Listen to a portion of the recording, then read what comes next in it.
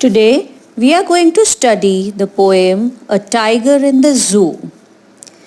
This poem is a comparison between the situation of the tiger when it is in the zoo and when it stays in its natural habitat.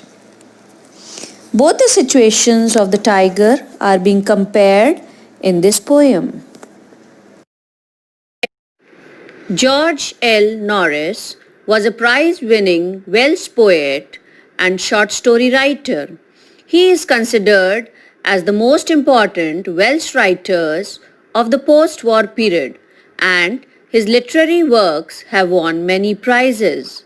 His famous works are Finding Gold, The Loud Winder, Phoenix Living, Poet Series, and Ransoms, etc. The first paragraph. He stalks in his vivid stripes, the few steps of his cage, on pads of velvet quiet, in his quiet rage. Let us underline the difficult words first. Underline stalks. It means follows or walks. The another one is vivid. Vivid means bright colored. Pads. Pads are the lower portion of the paws of the tiger. Rage, which means extreme anger.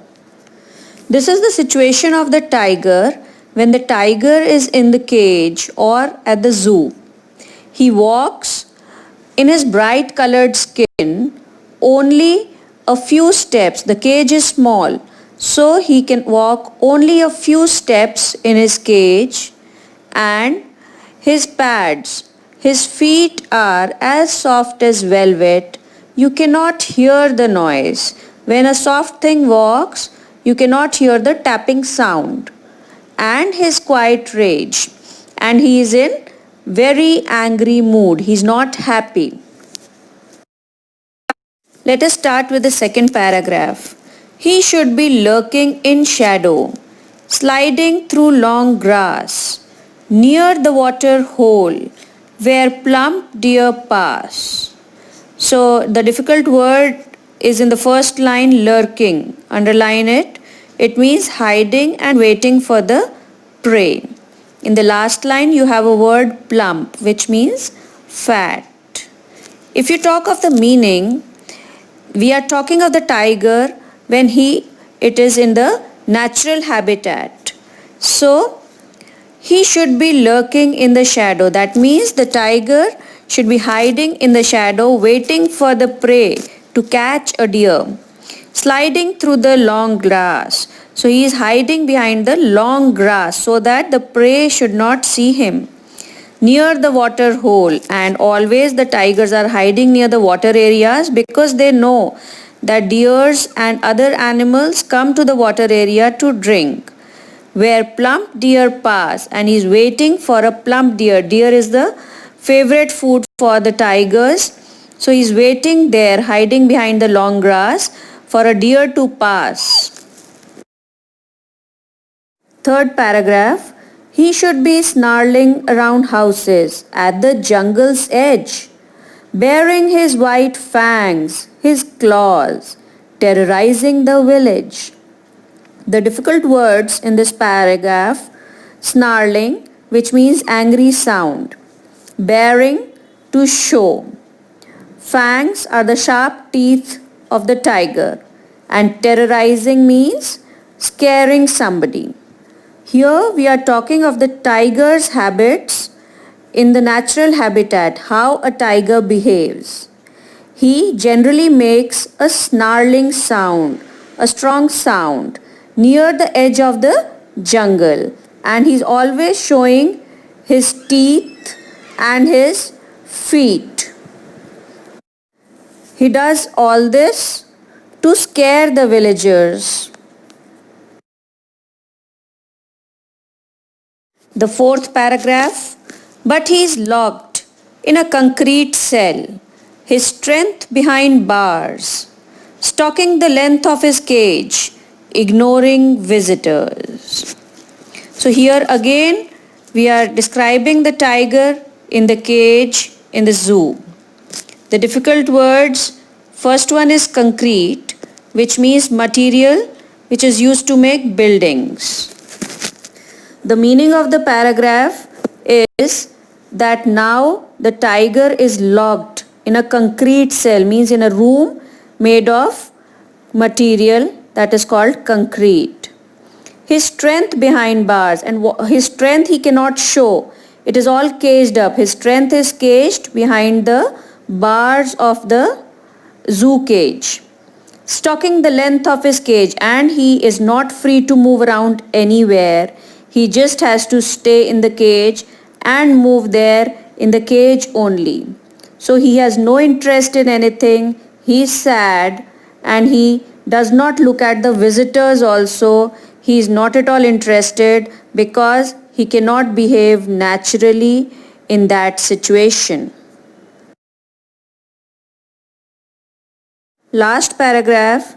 He hears the last voice at night, the patrolling cars, and stares with his brilliant eyes at the brilliant stars. The difficult word is patrolling, which means someone or something keeping a watch. Again, the tiger is at the zoo, and at night he does not hear to anything except for the cars who are having a look at everything at the zoo, if everything is okay or normal. And he can only look at the stars which are shining bright in the sky with his shining eyes. Brilliant eyes means shining eyes. He can only look at the brilliant stars, the shining stars. That's all for the poem. Now let us see the rhyme scheme. The rhyme scheme of this poem is ABCB. Every paragraph has the same rhyme scheme because the first word is not rhyming with the rest of the three, and the second line, last word, is rhyming with the last word of the fourth line. So both the second and the fourth line, they become rhyming to each other, so we name them as B.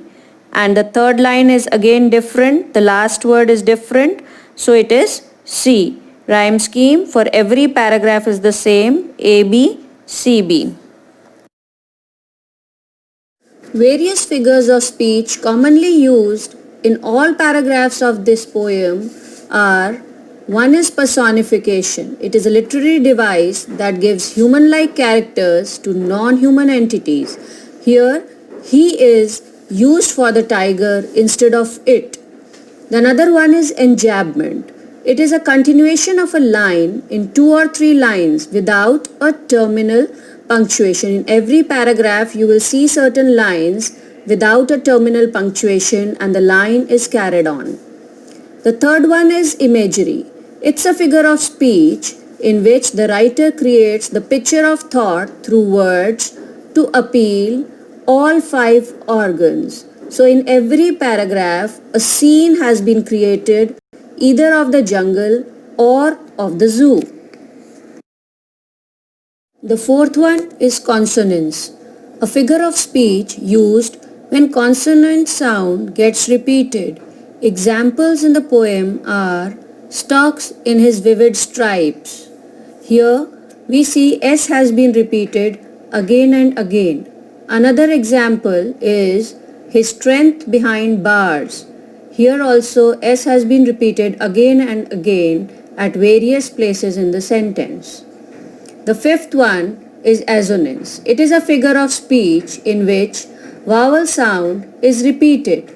The example in the poem is, in his vivid stripes, I has been repeated again and again, should be snarling around houses. So here O as well as U has been repeated again and again. He is locked in concrete cell. E has been repeated again and again. Ignoring visitors, I has been repeated again and again. With his brilliant eyes, again I has been repeated again and again. All are vowels.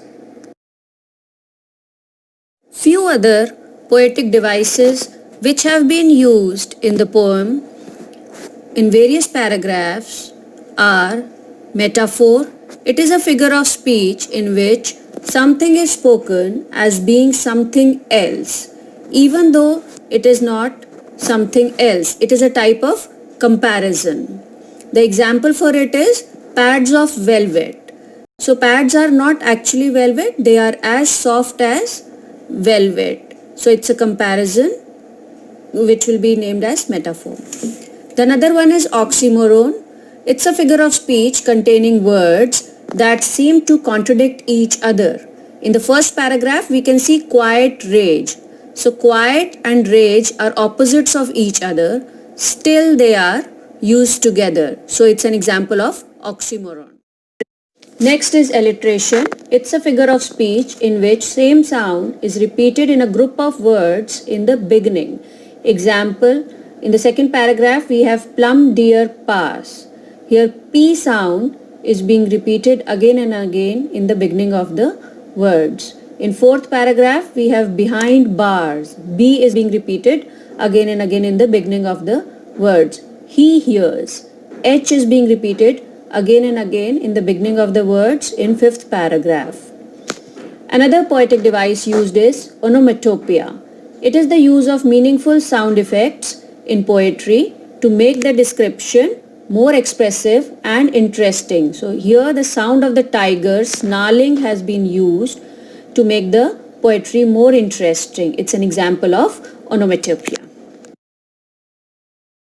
I hope you would have understood the poem, its meanings, and the various poetic devices and the rhyme scheme which has been used. There's a quiz waiting for you in the description box.